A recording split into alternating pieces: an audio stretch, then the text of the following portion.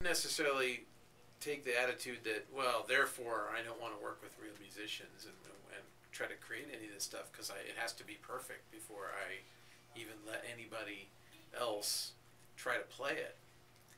Maybe letting them try to play it is how you're suddenly going to realize what you need to do to make it a little bit better. Well, I think what he's coming at, I think he knows that I'm like really good, but he's just kind of trying to push me, I think. So he's trying to push me to make it better, because he's trying to like make. But maybe this is a way to make it better. But I think he's just trying to make me match my potential. Well, maybe this is a way to make it match your potential. What do you mean? Working with musicians, trying to get it to. I mean, if you don't have to think of it as a final product. Like play as a test to see if it's working out, and if not, figure out. Just try it. I mean, just even if you get one violinist someone who wants to, play something challenging and new that they haven't played before, something they haven't heard before, it might be interesting for them as a challenge. Mm-hmm. Okay, and maybe they're the kind of person who, you might work with other people who are also composers, and they also have ideas, and they can give you some kind of interesting feedback. I don't know. But I definitely know that there's no right way here. There's no you're going to get it perfect in your head before you ever put anything on a piece of paper. It goes back and forth between piece of paper and head, but between this and your head, and you get ideas. Didn't you get new ideas while you were doing this? Right? So that's a cyclic process. Why can't working with musicians be part of the cycle? There's no reason why.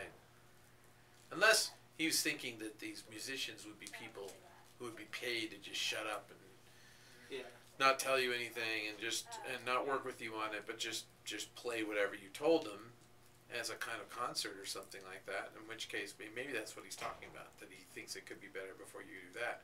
Well, maybe that's right. I don't know. I just don't think that that's a reason to delay, because there's other reasons why you want to make connections with musicians anyway. Yeah. Because what about the next thing that you come up with? Maybe when you're jamming with them or playing something with them, you'll get a new idea for something new that you want to do with them. Once you hear them play, or a particular person play, you'll go, I want to write something just for you, for your style or something like that. You don't know what's going to happen. Yeah. But just don't let it slow you down. That's one of the dangers to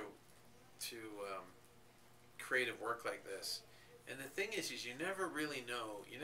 Maybe it's right to slow down. Maybe it's the right thing to put something aside for a year. My dad wrote half of a book in 1958. He wrote the other half 9 years later and finally published it. And then it sold 40 million copies. So it was a really saleable book at the end of that. But, he could have, 3 years after he put it away, he could have said, oh, I might as well burn it. It's not going anywhere. But maybe it was just the right thing. In fact, he wrote the first half after a vision that he had. And then the vision ran out. He wrote the second half after he woke up from a dream, where he realized that the dream was the second half of the book. And then he quickly wrote that down. He wrote the dream down. And that's how he wrote Jonathan Leaves the Seagull. Are you going to stay for just a bit? I'm going to run my kids home. You have a 4 o'clock, a homeschooler coming at 4 o'clock. All right. And then you'll have from 5 till 7 free. Okay, good. Then I can go back and get my thoughts together and get something to eat or whatever.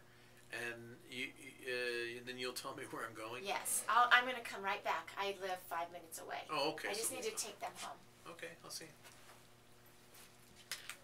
So, is this the main thing that you do? Is the music? And just speculating.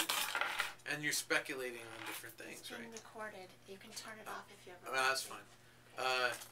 Well, that speculation is really important.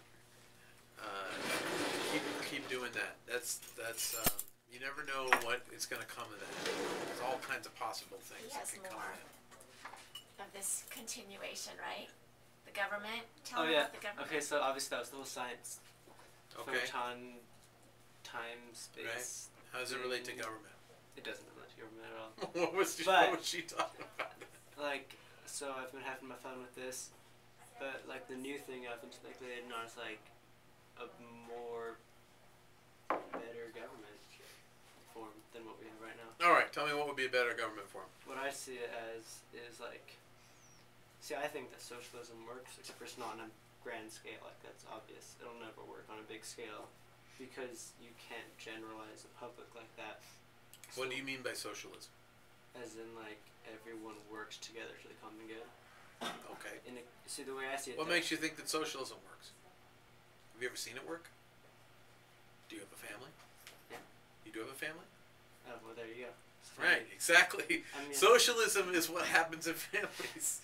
I don't, like my son, you know, he doesn't have a job. I work and I give my money to him. I give my money to my wife and I support my son. And that kind of socialism works because I don't mind serving those people because those people serve me back. And I feel served by them. I feel like they're not out of control. I don't feel a slave to them. But, you know, socialism certainly can work. I just feel like on the larger scale, like how they tried it in like Russia, so it doesn't work because you can't hold everyone in the country accountable at that federal level of government. So the way I see it is if you have it localized and have each like community or each city or whatever have their own commune, so to speak. How do you move between them? What do you mean? Well, if you want to go from one city to another. You move like to another? You just go? Really? So I can leave a commune at any time and join any other like, commune? But it'd be kind of like how when you move to state, like you have to kind of go through the process. In state, I don't have to go through any state except for taxes. You know, I have to file a few papers that, you know, I have to get a driver's license in the local state. I mean, like if you want to move there, you have to go through a process in order to like. What's the process that you have to do to move? I don't think there's any process I have to go through to move from one state to another. That's one of the cool things about being in the United States. Burritos. I'm gonna take them. You can take them. Grab one if you want, or two. Or... Well, they're all cold now. Oh yeah. Your wife.